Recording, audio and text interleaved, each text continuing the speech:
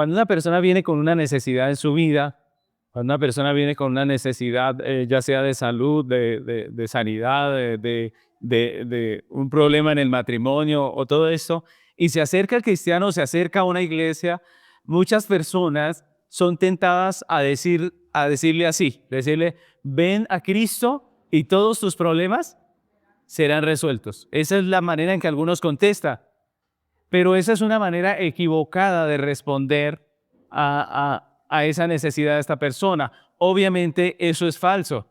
Cuando una persona viene a la iglesia o viene a Cristo, todos sus problemas no se le acaban, a veces incluso se le incrementa, ¿no? Entonces no está bien traer a la persona con engaños y prometerle cosas que la Biblia no promete de esa manera, ¿no? Pero otros se van al otro extremo, ¿no? Otros, cuando viene una persona con estas necesidades, simplemente le dicen, esas necesidades no son importantes, realmente. Lo importante es su salvación, ¿cierto? Y le hablan acerca de que Cristo le puede salvar y le puede dar vida eterna. Ese es otro extremo, porque la realidad, mis hermanos, es que el evangelio que Jesús nos enseñó no es así. El evangelio que Jesús predicaba no se desentendía de las realidades de las personas, de esas realidades terrenales, de esas situaciones y problemas que vivimos en esta tierra. Es más, Jesús no solamente no se desentendió de esas cosas, sino que en muchos casos Él irrumpió en esas realidades y transformó esas realidades. Es lo que la Biblia nos enseña. Vemos casos como el de Zaqueo. Zaqueo no solo recibió vida eterna, a Zaqueo le cambió toda su vida. Dios cambió toda su vida. Le solucionó muchas cosas en su vida. Y lo mismo podemos hablar de la mujer que fue encontrada en adulterio y podríamos hablar de muchas personas.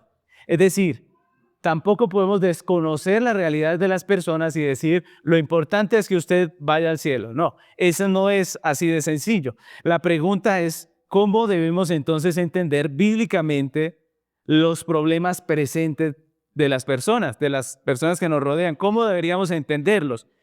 ¿El mensaje de la iglesia solo tiene implicaciones eternas? Es la pregunta. ¿Solamente tiene implicaciones eternas? ¿O también tiene implicaciones para esta vida? ¿También promete bendición en esta tierra? ¿También transforma las realidades de las personas? ¿Qué relación hay entre los problemas presentes y el evangelio?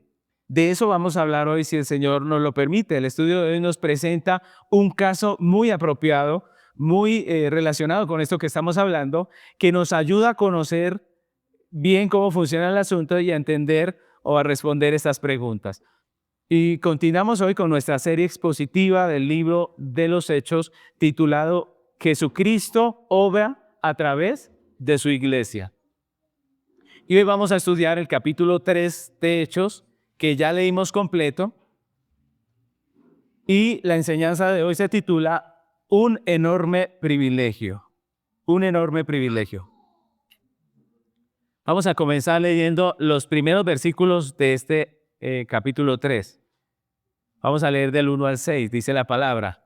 Pedro y Juan subían juntos al templo a la hora novena, la de la oración, y era traído un hombre cojo de nacimiento, a quien ponían cada día a la puerta del templo, que se llamaba La Hermosa, para que pidiese limosna de los que entraban en el templo. Cuando vio a Pedro y a Juan, que iban a entrar en el templo, le rogaba que les diesen limosna. Pedro con Juan, fijando en él los ojos, le dijo, míranos. Entonces él les estuvo atento, esperando recibir de ellos algo. Mas Pedro dijo, no tengo plata ni oro, pero lo que tengo te doy. En el nombre de Jesús de Nazaret, levántate y anda. Si ustedes recuerdan, hemos estudiado ya 2 capítulos de Hechos y en el primer capítulo vemos que la iglesia fue comisionada por Jesús para ir y ser testigo, ¿a dónde? A todas las naciones. ¿Recuerdan? Les dijo, esperen a que reciban el Espíritu Santo, pero esa es la comisión. Y en Hechos 2 vimos que ellos recibieron el Espíritu Santo, ¿cierto? Ya dijimos o hablamos que ese recibir el bautismo del Espíritu nos habla acerca del poder para ser testigos. Entonces, capítulo 1, reciben la comisión para ser testigos. Capítulo 2, reciben el poder para ser testigos. Capítulo 3, ¿qué debería suceder? Ellos salen y son testigos, ¿cierto? Así debería ser. Sin embargo, cuando empezamos este capítulo 3, ¿cómo vemos que están los apóstoles? ¿Qué estaban haciendo? ¿Qué estaban haciendo? Dice que iban ¿a dónde? Al templo a la hora de la oración. Recuerden que los primeros cristianos, cuando recién comienza la iglesia, los primeros cristianos eran judíos. Y ellos no se veían así a sí mismos como exjudíos, es decir, gente que abandonaron el judaísmo y ahora son cristianos, sino que se veían como judíos que habían encontrado al Mesías, ¿cierto? Por lo tanto, ellos siguieron haciendo muchas de las cosas que hacían antes. Entre otras cosas, la de la oración. Ellos tenían 3 tiempos de oración los judíos. Una a las 9 de la mañana, otra a las 12 del mediodía y esta que es la de las 3 de la tarde. La hora novena son las 3 de la tarde para nosotros, ¿no? Entonces a las 3 de la tarde ellos se disponían a ir a la oración. Ahora, ¿es importante la oración? Yo les pregunto, ¿es importante o no es importante la oración? Claro que sí, es importante, porque nuestro trabajo depende de Dios. No podríamos hacer nada sin oración realmente. Pero no podemos quedarnos solamente orando. Si ustedes se dan cuenta, ellos habían recibido un mandato del Señor. ¿Cuál era? Vayan y prediquen a todas las naciones. Sin embargo, aquí los encontramos es yendo a la oración, ¿no? Y si nosotros nos damos cuenta, eso pasa muchas veces. Dios nos ha encargado muchas cosas y nosotros a veces como que no las hacemos, pero nos justificamos. Por ejemplo, a Pedro podría decir, no, pero es que es la hora de la oración y hay que ir a orar a las 3 de la tarde, ¿cierto? Nosotros somos así, muy fácilmente sacamos una excusa y hasta una excusa piadosa. El asunto, mis hermanos, es que ellos deberían estar predicando el evangelio, pero los encontramos que van es a la hora de la oración. Es importante la oración, pero no podemos quedarnos orando. El Señor les comisionó, vayan, predican y ellos se van a orar. Y esto me recuerda a Moisés. ¿Recuerdan a Moisés cuando recibió la comisión y salió en el Éxodo y llegan al mar? Y cuando está en el mar, obviamente él se ve entre el mar y los egipcios y él lo que hace es clamar a Dios. Y la respuesta de Dios cuando él clama es, ¿por qué clamas a mí? ¿Cierto? Uno diría, pero si es la oración, es necesario orar, sí. Pero Dios le dice, ¿por qué clamas a mí? Di al pueblo que marche y tú levanta la vara y abre el mar, divídelo en dos y pasen. Es decir, prácticamente hay momentos en que la oración es apropiada, debemos estar en esa oración, debemos todos los días sacar tiempo para nuestra oración, debemos orar, pero no nos podemos quedar orando, ¿cierto? Y lo que vemos aquí, mis hermanos, es que Dios cambia el asunto, Dios cambia la situación. Dios transforma la situación porque ellos tenían el plan de ir juiciosos a la oración de las 3 de la tarde. Sin embargo, Dios pone en medio del camino algo que va a cambiar totalmente su plan. Algo que totalmente transforma el plan que tenían ellos. Y esto es muy importante porque nosotros a veces vemos la iglesia apostólica como perfecta. Esa es una manera que nosotros tenemos de leer la Biblia que es incorrecta. ¿Recuerdan? Siempre que leemos un libro, que estudiamos un libro de la Biblia, tenemos que recordar esto. Los personajes bíblicos no eran perfectos, también eran tentados, eran personas comunes y corrientes, obviamente como nosotros, con temores, ¿cierto? Con vergüenza muchas veces, ¿cierto? Porque a veces la gente no habla por pena, no habla por miedo. Y eso pasaba también allí.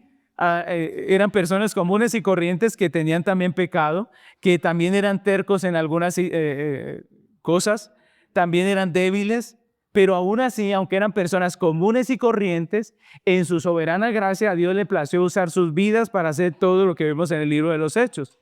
Así que ellos iban con el plan de irse a orar, pero Dios les cambia todo ese plan. Él pone a una persona en el camino, un cojo, que hace que ellos terminen no orando, sino que testificando. No orando, sino testificando. Ellos ya iban a la oración a decir, bueno, esta es la hora de la oración, no podemos irnos a testificar. Sin embargo, Dios pone allí una persona que no les permite entrar en ese momento y ellos se quedaron sin la oración de las 3, ¿cierto? Pero ese día cumplieron lo que Dios les había mandado. Empezaron a ser testigos. Y eso es importante. Nosotros vemos aquí cómo ellos empiezan a ser testigos. Y en este relato, mis hermanos, encontramos lo que significa la verdadera restauración del hombre que trae el Evangelio. Y el por qué el mensaje de la iglesia, nuestro mensaje, el mensaje del Evangelio, es tan importante para el hombre. ¿Por qué es tan importante que nosotros lo demos? ¿Por qué es importante? ¿Qué es para nosotros ese mensaje? Y de eso vamos a hablar hoy, si el Señor nos lo permite, a través de 3 puntos. El primer punto de nuestra enseñanza de hoy se titula La condición del hombre.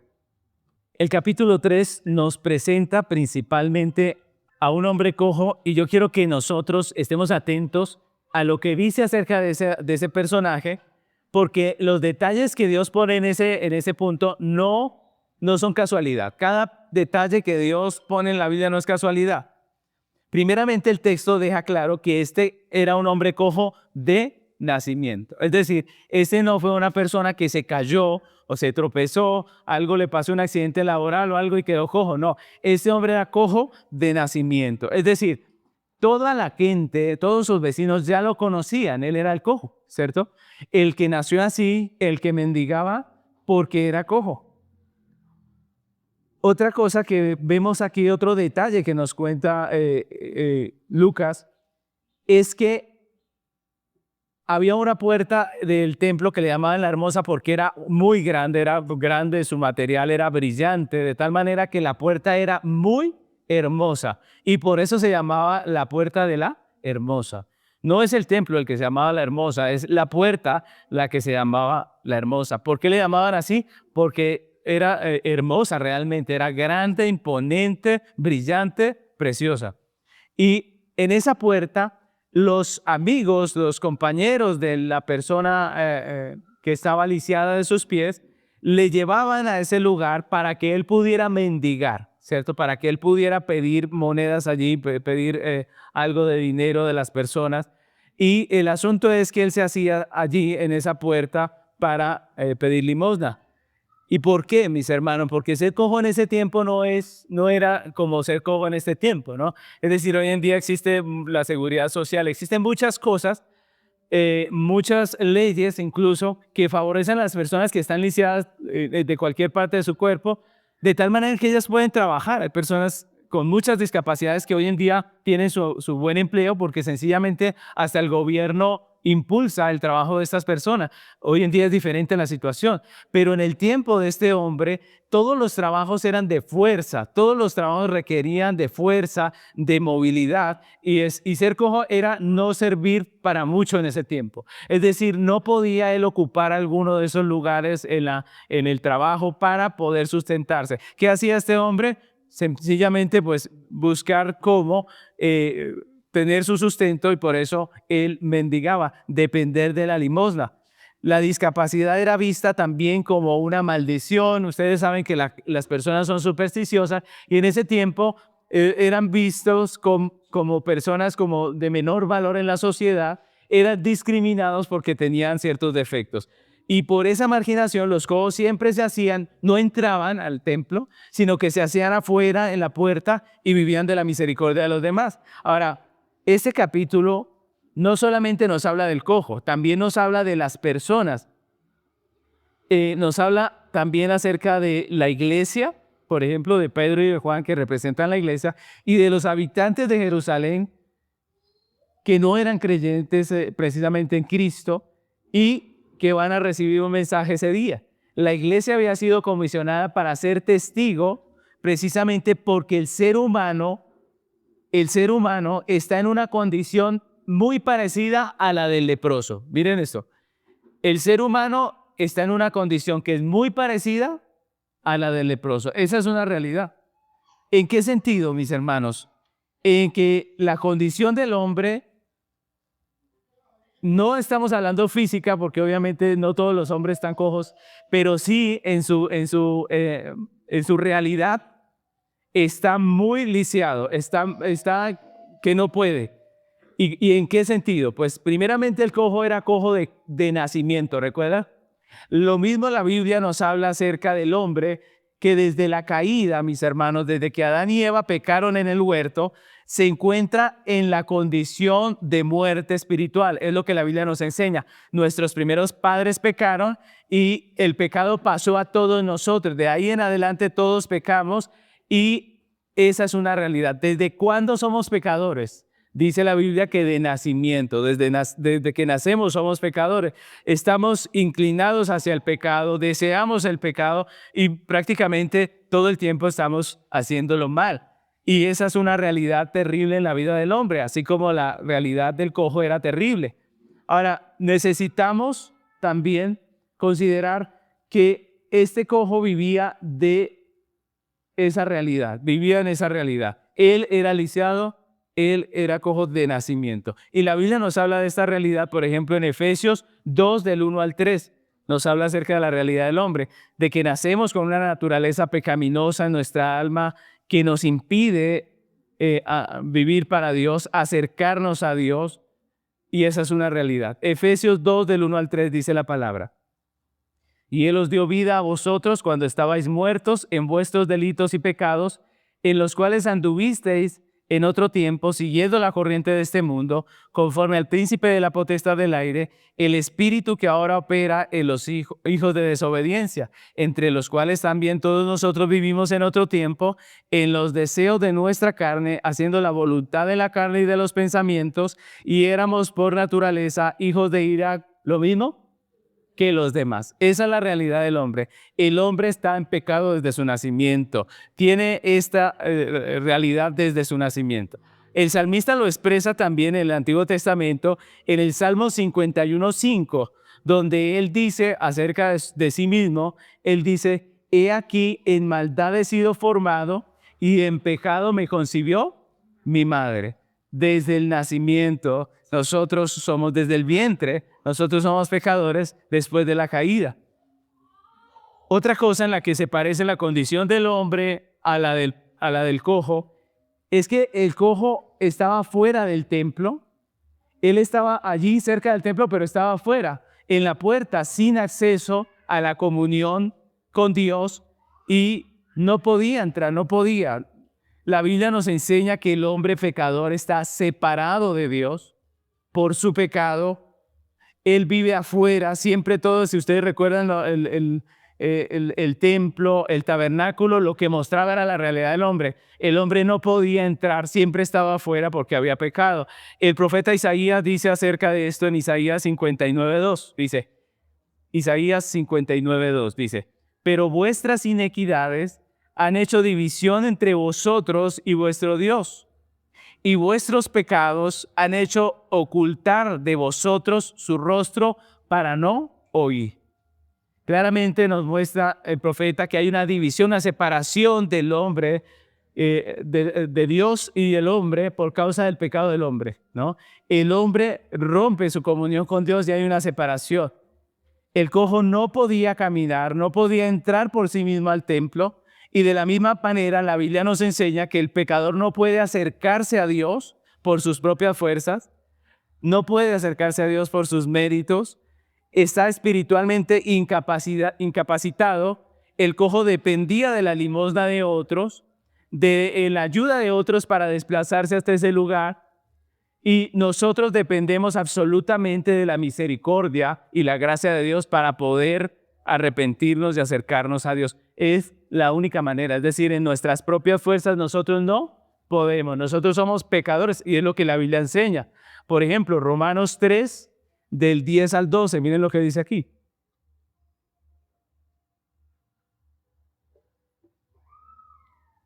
Romanos 3, del 10 al 12 dice, como está escrito, no hay justo ni aun uno, no hay quien entienda, no hay quien busque a Dios, todos se desviaron, a una se hicieron inútiles, no hay quien haga lo bueno, no hay ni siquiera uno. Entonces alguien dice, pastor, pero yo sí soy bueno. ¿Qué dice Pablo? No hay ni siquiera uno. ¿Alguien puede ganarse la salvación? No hay ni siquiera uno. Esa condición caída afecta la vida del hombre en todos los sentidos. Afecta la vida del hombre en sus pensamientos, en sus deseos, en sus prioridades. en sus decisiones, en sus emociones, en su matrimonio, en la crianza de sus hijos, en sus relaciones, en todo. En todo el pecado afecta a nuestra vida. Por lo tanto, el pecado, esa condición caída del hombre, es la raíz de todos los problemas del hombre. Esa es la realidad. Todos los problemas sociales, relacionales, psicológicos del hombre, en última instancia, son síntomas de la separación original de Dios. Allí se origina. Y Jesús enseñó en Marcos capítulo 7, versículo 21 al 23, enseñó algo acerca de esto. Miren lo que dice allí. Marcos capítulo 7, versículos 21 al 23. Dice la palabra del Señor. Porque de dentro del corazón de los hombres salen los malos pensamientos, los adulterios, las fornicaciones, los homicidios, los hurtos, las avaricias, las maldades, el engaño, la lascivia, la envidia, la maledicencia, la soberbia, la insensatez. Todas estas maldades de dentro salen y contaminan al hombre. Entonces, miren porque esa lista, si usted mira bien esa lista nos habla de nuestras realidades pecaminosas, que son las que ocasionan nuestros problemas. Son las que ocasionan nuestros problemas. Un hogar es bonito, pero cuando entra el adulterio, pues obviamente eso se transforma en una guerra. Unas relaciones son bonitas, pero cuando está la envidia de por medio, pues eso destruye la relación. Miren que todas esas cosas provienen ¿de dónde? Del corazón, que está muerto en sus delitos y pecados. El problema del hombre es más profundo que simplemente las cosas que hace. Por eso no se puede arreglar con moralismo, no se puede arreglar con conductismo, ¿cierto? No es simplemente una terapia para enseñarle a vivir de la manera correcta, no. Tiene que haber un cambio en el corazón para que la vida del hombre tenga un cambio real.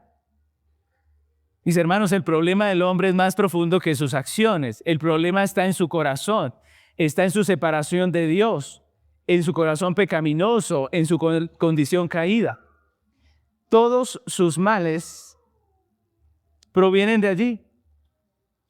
Las malas acciones, los malos pensamientos, las malas decisiones, las malas acciones que traen tantas amarguras a la vida del hombre, parten de ese punto, de ese problema.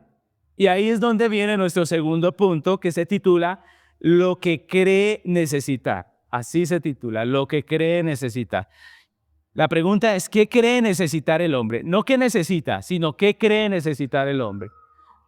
Hechos capítulo 3, versículo 3, nos dice así. Nos están hablando del cojo. Dice, cuando vio a Pedro y a Juan que iban a entrar en el templo, le rogaba que le diesen ¿qué? Limosna. Limosna. Le rogaba que les diese limosna. Y mis hermanos, aunque el problema del mendigo en realidad era su cojera, que le impedía trabajar, que le impedía ganar un buen salario, y por eso le tocaba mendigar, de tanto este cojo ir a la puerta de la hermosa a pedir y a pedir limosna, él llegó a entender que su necesidad, que lo que él necesitaba era limosna. Pero miren que lo que realmente necesitaba este hombre era poder caminar bien, ¿cierto? Poder tener su cuerpo bien, eso era lo que él necesitaba realmente, pero el cojo llegó a creer que lo que necesitaba era dinero, y por eso cuando pasa Pedro y Juan, lo que él hace es lo que hacía habitualmente. Él dice, denme una moneda, por favor, ¿cierto? Y el versículo 5 nos dice que él esperaba recibir de ellos algo. ¿Qué esperaba recibir él? ¿Sanidad? ¿Esperaba entrar saltando por la puerta del templo? No. Él lo que necesitaba era dinero. Obviamente, para su manera de pensar, ¿no? Él necesitaba era una limosna. Obviamente no era sanidad. Él llegó a pensar que le iban a dar una buena limosna. Pero el texto no nos habla solo del cojo, sino que también nos habla de la multitud que se congregó. Cuando hay ese milagro de la sanidad del cojo, dice que la gente empezó a sorprenderse y dice que empezaron a llegar personas, miles de personas se reunieron a mirar lo que había pasado con este hombre. Nos dice Hechos capítulo 3, versículo 12. Dice, y teniendo asidos a Pedro y a Juan, el cojo que había sido sanado, todo el pueblo atónito concurrió a ellos al pórtico que se llamaba de Salomón. Viendo esto, Pedro respondió al pueblo, varones israelitas, ¿qué les dice? ¿Por qué os maravilláis de esto? ¿O por qué ponéis los ojos en nosotros como si por nuestro poder o piedad hubiésemos hecho andar a este? Y esto es importante, este detalle, mis hermanos. Claramente vemos que la multitud se asombró del milagro y en vez de darle la gloria a Dios que hizo el milagro, ¿qué hicieron según lo que acabamos de leer? Pusieron los ojos en los apóstoles. Pusieron los ojos en los apóstoles. Como si ellos fueran los artífices del milagro. Como si ellos hubieran hecho el milagro y fuera por su poder. Y esa multitud cometió un error que era muy común en ese tiempo, y lo vamos a ver en todo el libro de los Hechos, y que es muy común hoy en día, que es el error de confundir el canal con la fuente, ¿cierto? Confundimos el canal, el medio que Dios usa, con la fuente que es Dios. Vieron algo sobrenatural y de inmediato buscaron el objeto visible al cual pudieran darle la gloria, al cual poder considerar su salvador, su salvación. Y vieron a los apóstoles como si fueran algo especial, personas que les iban a poder solucionar muchos de sus problemas de salud, tal vez aquí en este contexto, que vieron que sanaron a este hombre y ellos como que dijeron, aquí hay salvación en este par de hombres.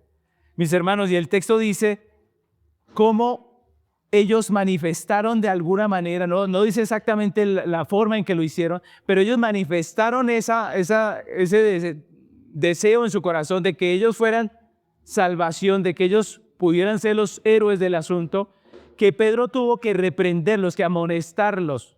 Pedro tuvo que callarlos. ¿Quién sabe qué estaban haciendo? ¿No? Eran judíos. Tal vez no estaban de rodillas porque el judío no se arrodilla sino ante Dios, pero habían puesto su mirada en ellos como si ellos fueran lo que estas personas necesitaban, lo que estaban esperando y que por fin llegaron estos dos que son capaces de sanar un cojo de nacimiento. Así que aquí tenemos, mis hermanos, en este texto tenemos a un cojo que creía que necesitaba limosna para su solución. Mis hermanos, y aparte también tenemos a una multitud de hombres que también fallaron poniendo su mirada en los apóstoles y diciendo lo que necesitamos son estos dos que son milagrosos, ¿cierto? Son poderosos. Ellos han hecho un milagro extraordinario. Y esa es una realidad que tenemos no solamente en el libro de los Hechos, aquí en esta parte, sino también en la vida diaria. Nosotros somos así. Al igual que el cojo y que esta multitud, los hombres también fallamos en nuestro diagnóstico. Creemos que lo que necesitamos es terrenal. Creemos que lo que necesitamos es alguna cosa, alguna persona que va a solucionarnos la vida. Y ese es el mismo error que cometió el cojo y esta multitud. Y nosotros fallamos en el diagnóstico y fallamos también en la medicación, ¿cierto? Fallamos en el diagnóstico y en la medicación. ¿Por qué? Fallamos en el diagnóstico porque confundimos el síntoma con la enfermedad. Creemos que nuestros problemas son externos a nosotros. Son, por ejemplo, de economía, es que la economía está mal. Creemos que es la política, es que la política está mal y por eso ese es mi problema. Creemos que es la salud, creemos que es la falta de suerte incluso, ¿cierto? No es que yo soy más salado, más de malas, ¿cierto? Creemos que es la esposa o el esposo, no es que yo me casé con la persona, hay personas que dicen, me casé con la persona equivocada, ¿cierto? Creemos que la falla está por fuera de nosotros y fallamos en la medicación, mis hermanos, porque buscamos salvación en el lugar equivocado.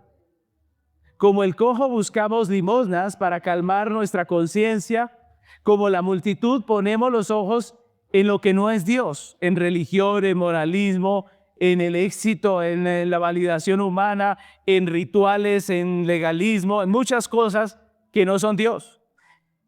Y esto es como intentar sanar una herida profunda y grande con una curita. ¿Se puede o no se puede? No, usted se cortó de una manera terrible. Usted no puede ponerse 20 curas y sanar eso así. Eso no funciona así. Eso requiere algo más, ¿cierto? Eso requiere algo más. Y lo mismo pasa en la condición del hombre. Mis hermanos, no es tan sencilla la cura, porque la cura no tiene que ver con lo que hacemos, sino con lo que somos. Y desafortunadamente, mis hermanos, aún la iglesia cristiana ha dejado el evangelio verdadero y se ha vuelto a las falsas soluciones, a las soluciones terrenales. Eso es una desgracia, pero es la realidad. Desde el mismo comienzo de la iglesia vemos, por ejemplo, al apóstol Pablo reprendiendo a los Gálatas y amonestándoles porque se apartaron del verdadero evangelio a lo que no es el evangelio. Mire Gálatas 3:1, lo que dice Gálatas capítulo 3, versículo 1.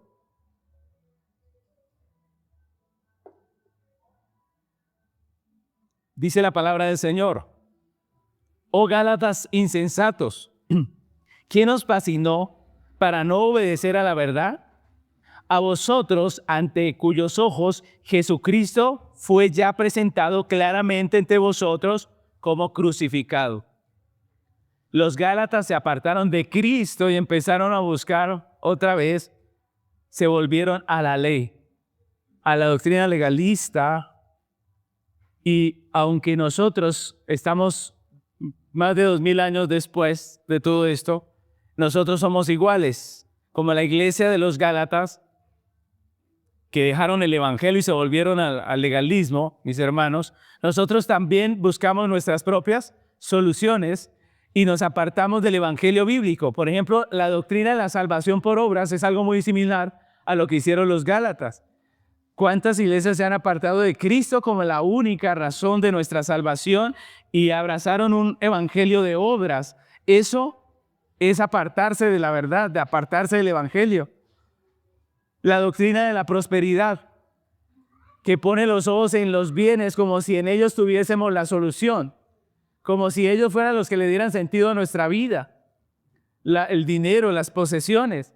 El activismo religioso es otra manera, ¿no? Entonces hacemos 1000 cosas, estamos en una y en otra cosa, en 1000 cosas, tratando de pensar que eso es lo que nos va a dar la solución.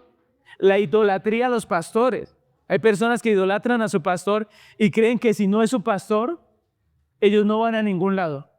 Ellos no pueden escuchar el evangelio de ninguna manera. Entonces se enfermó el pastor y entonces ellos no pueden escuchar otro pastor. Hay que esperar, si el pastor está enfermo 6 meses, pues entonces duran 6 meses sin pastor.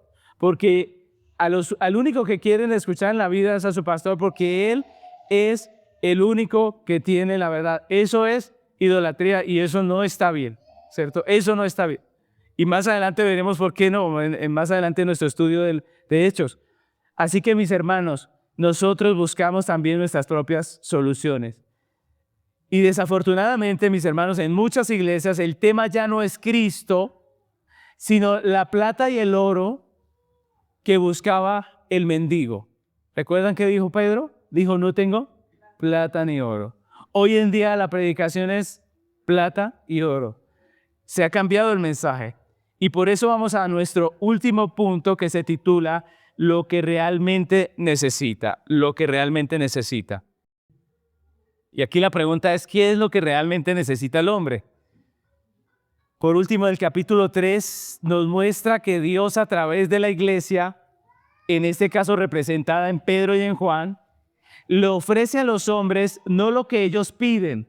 Ojo, la iglesia no da lo que el hombre pide, no lo que ellos piden, no lo que ellos creen necesitar, sino lo que verdaderamente necesita. Entonces la iglesia no está para darle a la gente lo que ellos piden, ¿cierto? No está para darle a la gente lo que ellos creen necesitar, sino está para darle a la gente lo que verdaderamente necesita. ¿Qué necesita? Miremos el caso del cojo. Pedro le dijo al cojo, ¿qué le dijo? Le dijo, mira estas monedas para que puedas comer esta noche, ¿sí? No, él le dice, no tengo plata ni oro, pero lo que tengo te doy. En el nombre de Jesucristo de Nazaret, levántate y anda. Mis hermanos, el cojo pedía una limosna, pero Dios por medio de Pedro le dio restauración verdadera. restauración verdadera en el nombre de Cristo. Y eso no solucionaba solamente la comida de la noche. Esto le solucionaba la vida a este hombre para que pudiera ir a trabajar y producir su propio alimento. Y eso es maravilloso, mis hermanos, porque esa sí es una solución integral para la vida del cojo. Y a la multitud, ¿qué le dio Pedro? ¿Qué dijo Pedro? A la multitud, Pedro la amonesta por poner sus ojos en él, ¿cierto? La amonesta y les dio lo que sí necesitaban, que era el evangelio, lo único que puede sacar al hombre verdaderamente de su condición y restaurarle plenamente. Lo único que puede hacerlo es el evangelio. Así que Pedro le dio a esta multitud lo que realmente necesitaba, el evangelio. Su mensaje, si nosotros vemos el texto que acabamos de leer, el capítulo 3, nos damos cuenta que el mensaje de Pedro, al igual que en el capítulo 2, fue el evangelio. Ese evangelio completo que incluye tres cosas. ¿Cuáles tres cosas? La primera es una denuncia del verdadero problema del hombre. Es lo primero que hace Pedro en esa enseñanza que les da allí. Cuando la multitud viene asombrada, cuando ellos ponen sus ojos en los discípulos, lo que él dice es, los amonesta y les expone el verdadero evangelio, que lo primero que hace es denunciar el verdadero problema del hombre. Él dice, desde el comienzo de su relato, él les dice acerca de su pecado. El problema del hombre, mis hermanos, viene desde el principio, desde el libro de Génesis capítulo 3, cuando Dios le prohibió al hombre comer del fruto de la ciencia del bien y del mal. ¿Y el hombre qué hizo?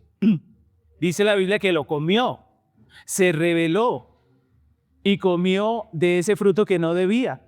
El problema es que con su pecado, lo que hizo el hombre fue quebrantar la ley de Dios, del dueño de todo esto, del creador de todo. El hombre quebrantó la ley de Dios, afrentó el carácter santo de Dios y negó la justicia de Dios. Nuestro gran problema es primeramente ¿con quién? Con Dios. Nuestro gran problema es primeramente con Dios. Y eso trajo dos consecuencias al hombre. ¿Cuáles son? La primera son las consecuencias eternas. El hombre está condenado. El hombre es culpable de rebelión contra Dios y está condenado eternamente. Es lo que dice la Escritura. El hombre es un ser culpable de traición contra el Creador y está condenado. Romanos capítulo 3, versículo 23 dice, por cuanto todos pecaron y están destituidos de la gloria de Dios. Romanos 3, 23. Por cuanto todos pecaron. Otra vez, como dijo Pablo en Romanos también, él dijo que ¿cuántos eran justos? Dijo ninguno. Y aquí dice que ¿cuántos pecaron? Todos. ¿Cuántos están destituidos de la gloria de Dios? Todos. Así que esa es la condenación. Esa es la primera consecuencia. La otra consecuencia, mis hermanos, es la muerte espiritual, de la que hablamos en el primer punto. Su condición pecaminosa que afecta toda su existencia. Y por eso, mis hermanos, inevitablemente el evangelio lo primero que hace es condenar el pecado. Condenar el pecado del hombre. Miremos la denuncia que Pedro hace en su mensaje. Miren lo que dice Hechos 3, del 13 al 15. Miren cómo habla Pedro a la multitud. Dice el versículos 13 de Hechos 3, dice, el Dios de Abraham, de Isaac y de Jacob, el Dios de nuestros padres, ha glorificado a su Hijo Jesús, a quien vosotros entregasteis y negasteis delante de Pilato, cuando éste había resuelto ponerle libertad. Mas vosotros negasteis al santo y al justo y pediste que se os diese un homicida y matasteis al autor de la vida, a quien Dios ha resucitado de los muertos, de lo cual nosotros somos testigos. Miren, Pedro iba a orar, pero resultó siendo testigo. Y es tremendo lo que dice Pedro aquí. Pedro acusa directamente a los judíos. Miren tan tremendo. Imagínense que ese fuera su pastor, que fuéramos a evangelizar y su pastor hablara algo así. Alguno de pronto pensaría, uy, el pastor ya se pasó y así cómo va a llegar la gente al evangelio, ¿cierto? Ya amaneció como de mal genio, ¿cierto? Porque mire cómo acusa a la gente. Pedro les acusó directamente de ser los que mataron a Jesús, de haber negado a Jesús, de entregarlo a la muerte, al Mesías, al santo, al justo. Esa es una denuncia. Y dice que Pilato quería soltarlo, pero ellos, ¿recuerdan que Pilato dijo, les puso a escoger entre dos presos, entre dos personas que estaban privadas de la libertad, Jesús y ¿quién más? Y Barrabás. Y la multitud, ¿qué hizo? Negó a Cristo, dice el texto en Hechos, negó a Jesús, dijo, ese no es nuestro rey, ese no es nuestro salvador, y pidió a cambio que les diesen un homicida. Le pidió a cambio que les diesen a este hombre Barrabás, que era un homicida. Y mis hermanos, la paradoja que expone aquí Pedro es asombrosa. El dador de la vida murió a manos de aquellos a quien Jesús mismo les había dado la vida, es lo que dice el texto. Jesús les había dado vida porque ellos tenían vida física. ¿Por quién?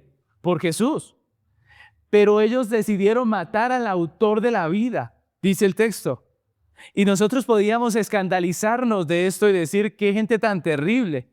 Pero ¿cuántas veces con nuestra manera de vivir, de hablar, de pensar, estamos negando a Jesús y escogiendo el pecado? ¿Nos pasa o no nos pasa? ¿Cierto? Así que esta amonestación es para nosotros o no. Claro que sí. Así que el Evangelio primeramente hace un buen diagnóstico de nuestra realidad y denuncia el verdadero problema que es nuestro pecado. La segunda cosa que incluye el Evangelio y que vemos aquí en el mensaje de Pedro es el llamado al arrepentimiento. Dice Pedro allí en Hechos capítulo 3, versículo 19, dice así, así que arrepentíos y convertíos, para que sean borrados vuestros pecados, para que venga de la presencia del Señor tiempos de refrigerio. Y este es un llamado no solamente a pedir perdón, sino a volverse, a cambiar de actitud, a volverse a Dios, a regresar a Dios. Y el Evangelio no simplemente deja al hombre con la culpa, porque miren que la denuncia causa culpa al corazón, o sea, despierta la culpa, uno se siente culpable, pero no solamente produce culpa en el corazón, sino que también llama al arrepentimiento. No le cierra la puerta diciendo usted es culpable y perecerá, no, sino que le dice usted es culpable, pero arrepiéntase, vuélvase a Dios. Ahora, la mala noticia es que desafortunadamente los hombres rebeldes no queremos arrepentirnos. ¿Qué dicen ustedes? ¿Será cierto eso o no? Es la realidad, mis hermanos. Lo vemos en nuestra vida cotidiana. Nosotros preferimos evadir el tema, ¿no? ¿Cuántas veces la esposa le reclama al esposo por algo que es totalmente válido, por algo que él está haciendo mal, pero el esposo prefiere evadir el tema? O al revés, la esposa prefiere evadir el tema. Entonces no enfrenta la situación, sino dice, usted siempre con el mismo cuento, ¿cierto? Tratamos de evadir, como de salirnos por un lado para no aceptar. ¿Cuántas veces buscamos excusa para nuestro pecado para decir, sí, yo pequé, pero es que había que pecar por eso y por aquello otro, ¿cierto? Así somos. Con tal de no humillarnos y someternos a Dios, somos capaces de hacer lo que sea, de buscar otra salida, mis hermanos. Solo la gracia de Dios puede hacer que ante la confrontación del Evangelio una persona se arrepienta. Solo la gracia de Dios puede hacer que nuestro corazón duro se pueda arrepentir. Es solamente la gracia de Dios. Hechos capítulo 11, versículo 18 nos dice claramente que el arrepentimiento es un regalo de Dios. Dice Hechos 11, 18.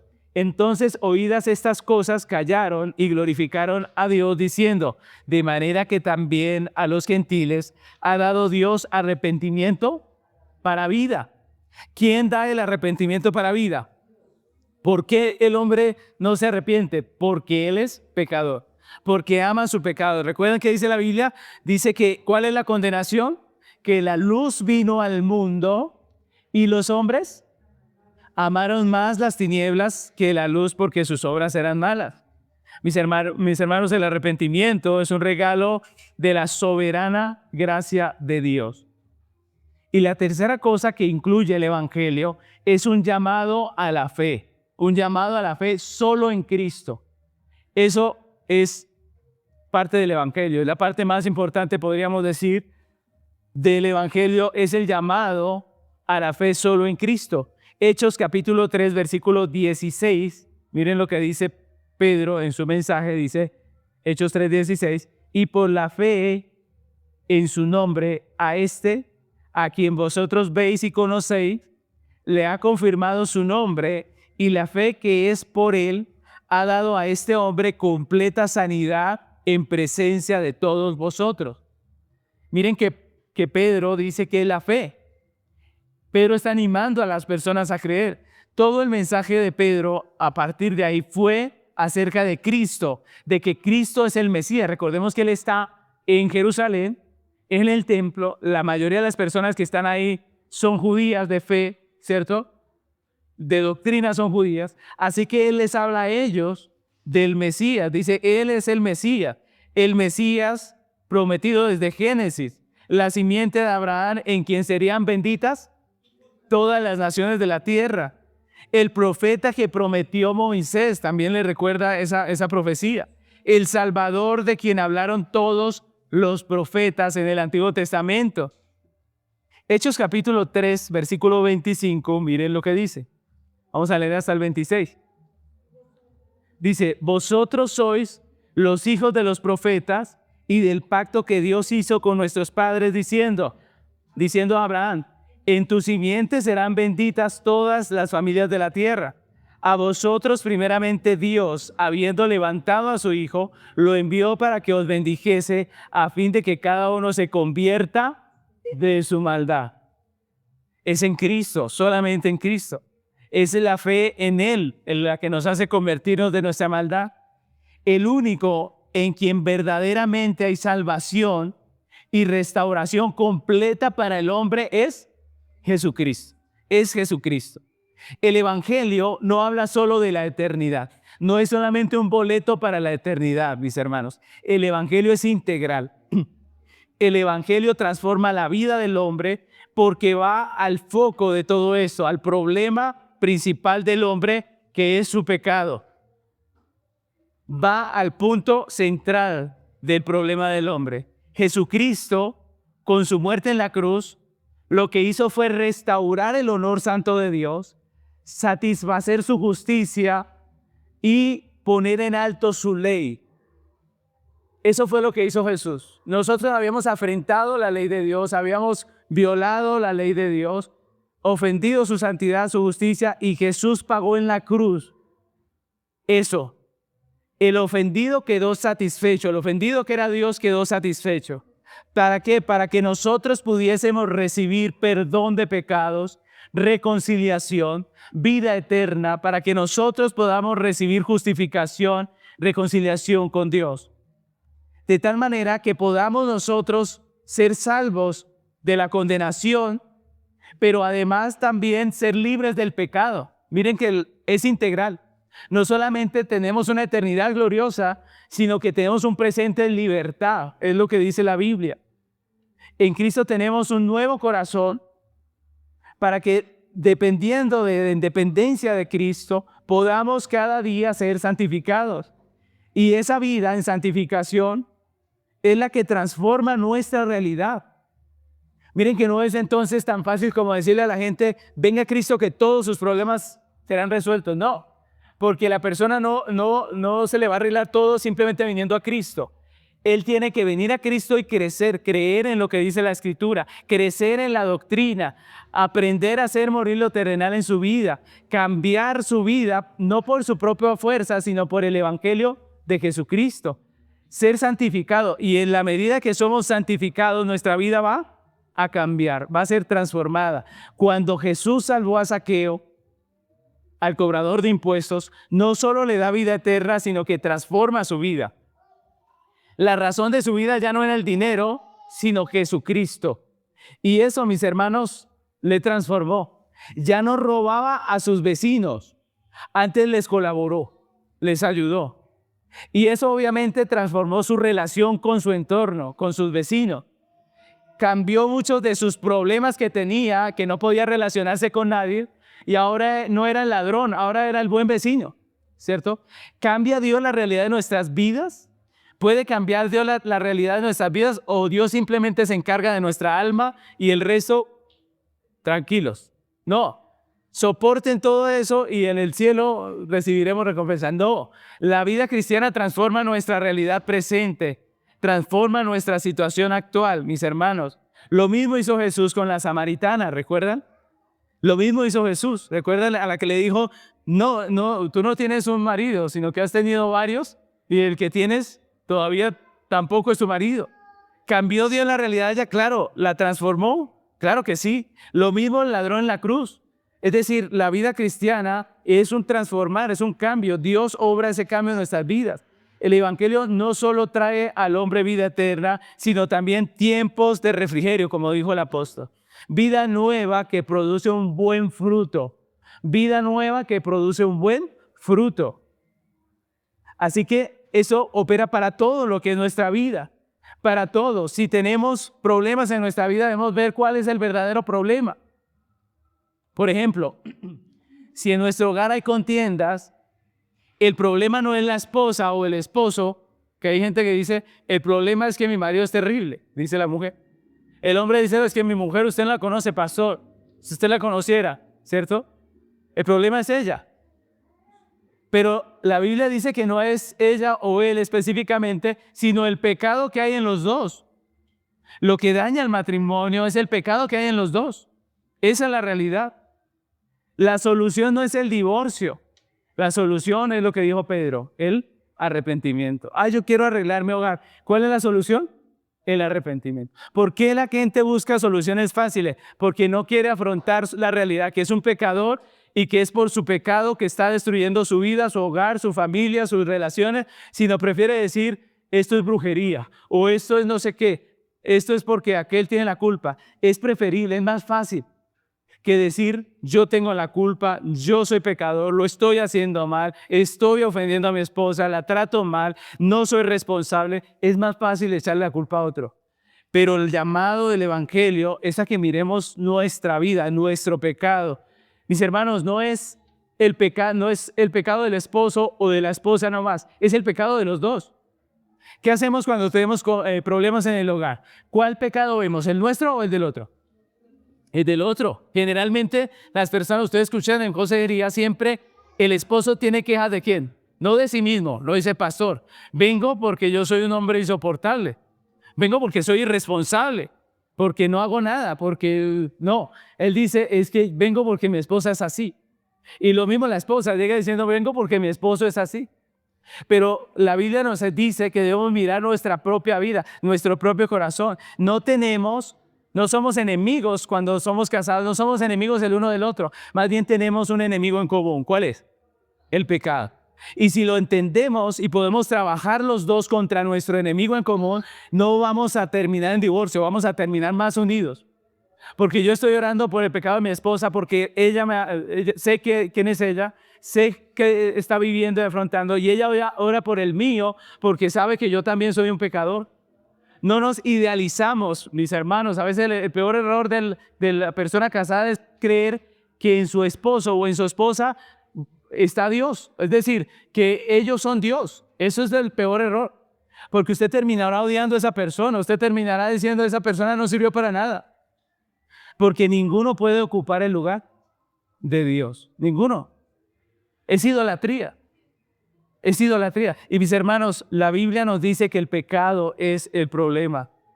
No, la solución no es el divorcio, la solución es que miremos a Cristo, que es el único que puede restaurar nuestra vida, perdonar nuestros pecados, limpiarnos de nuestra maldad. Es el único. Arrepentíos, dijo el apóstol Pedro, arrepentíos y vendrán de la presencia de Dios tiempos de refrigerio. Mis hermanos, cuando hay una situación difícil en una persona y ellos vienen a Cristo, vienen a la iglesia, se acercan y nos consultan, no deberíamos despreciar su situación. y decirle, no, lo que importa es la eternidad. No, pero tampoco deberíamos decir, venga Cristo y todo le será arreglado. Tampoco. Deberíamos mostrarle cuál es el verdadero problema de su corazón, el problema del pecado. Y deberíamos llevarlos al único que tiene la verdadera solución, que es Cristo. Mis hermanos, eso es lo que la Biblia nos enseña. Ser parte. Ahora miren esto, yo quiero que ustedes imaginen esto para terminar. Imaginen por un momento que hay una enfermedad que está matando a mucha gente en la tierra. Esto ha pasado muchas veces, epidemias, situaciones en donde hay una enfermedad terrible, pero hay alguien que descubre el antídoto, la cura. Esto ha pasado en muchas ocasiones. Encuentran la cura. Eso es maravilloso. Dígame si no, es maravilloso. Uno dice, bueno, por fin, ¿cierto? Ya no va a morir tanta gente. Y empiezan a repartir esta droga para que la gente se cure, el antídoto, lo que sea. Empieza a repartirlo, el personal de la salud empieza a trabajar. Mis hermanos, es maravilloso cuando se puede salvar vidas, ¿no creen ustedes? Cuando se estaba muriendo mucha gente, pero gracias a esto se pudo salvar la vida de las personas. El personal médico, ¿cómo se siente de haber participado de esto? Honrado. Dice, gracias Señor porque me permitiste participar de esto. Fui un instrumento de bien. Mis hermanos, y eso nosotros lo aplaudiríamos y diríamos gracias a Dios por esa situación, por esa cura y por estas personas que nos administraron la cura. Ahora miren lo que pasa aquí. El evangelio es mucho más que eso, mis hermanos. Porque la Biblia nos dice que el hombre está muerto en sus delitos y pecados, que la condenación le espera. El hombre está sufriendo por su pecado. Está destruyendo su hogar, su vida, sus hijos por su pecado. Y nosotros tenemos la solución. ¿Cuál es la solución? El evangelio. Ahora, miren lo importante que es el evangelio. Eso no es una tarea tediosa que nos toca. Ay, no, es que el pastor dice que nos toca predicar. Y a mí no me gusta eso. No, más bien piénsalo de esta manera. Usted tiene la solución. Usted tiene la vida para el que está muerto. Usted tiene el antídoto. Y es un honor, mis hermanos, es un honor administrarlo. Es un honor dar esa esperanza para el mundo. De usted no dependen los resultados. ¿De quién dependen los resultados? Solamente de Cristo. Pero nosotros tenemos aquello que le puede dar vida, que es el evangelio. Mis hermanos, es nuestro deber. Sería faltar a la obligación de nosotros quedarnos con esto cuando tenemos la solución, mis hermanos. Ser parte de la iglesia de Cristo es un privilegio. Ser parte, este mensaje de la iglesia que tenemos nosotros, mis hermanos, es el privilegio más grande que puede tener un hombre. El de anunciar al mundo condenado el mensaje de la salvación, de anunciar a un mundo en tinieblas el mensaje de luz, de anunciar a un mundo que sufre, envuelto en las consecuencias de su pecado, la libertad del pecado, de anunciar la vida. Mis hermanos, eso es maravilloso, que el Señor nos llene nuestro corazón de ese privilegio, que podamos ver el evangelismo no como una obligación tediosa, sino como el privilegio más grande. Usted tiene la noticia más preciosa que cualquiera necesita escuchar. Usted tiene el remedio, es el evangelio, y hay que administrarlo, hay que esparcirlo por esta tierra. Hay que hacer lo que hizo Pedro cuando escuchó a la gente pidiendo lo que no era. Él le dio el verdadero antídoto. Él les dio la verdadera necesidad que tenían ellos. No hay en toda la tierra, mis hermanos, un oficio más importante y determinante para el hombre que el nuestro, que el de la iglesia, el de predicar el evangelio, el de ir y hacer discípulos. Predicar a Cristo no es una obligación tediosa, es un enorme privilegio. Es un enorme privilegio. No estamos ofreciendo una religión, estamos ofreciendo la verdad, el único camino de regreso al Padre, la vida para el hombre que está muerto en sus pecados, el pan de vida, el único manantial que sacia para vida eterna, Jesucristo. Así que yo les invito a que terminemos este tiempo orando al Señor, dándole gracias por el privilegio y pidiéndole que nos haga instrumentos útiles para este privilegio que nos ha dado.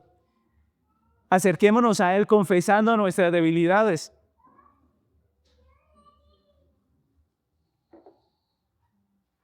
Acerquémonos a Él aceptando que muchas veces somos como los discípulos que el Señor les dijo, vayan y prediquen. ¿Y qué hicieron ellos? se fueron a hacer algo mucho más espiritual. Acerquémonos hoy reconociendo nuestra realidad, nuestra antipatía a la obligación que tenemos y pidámosle que llene nuestro corazón de eso, del anhelo de cumplir esta misión, de predicar este evangelio a las personas. Oremos.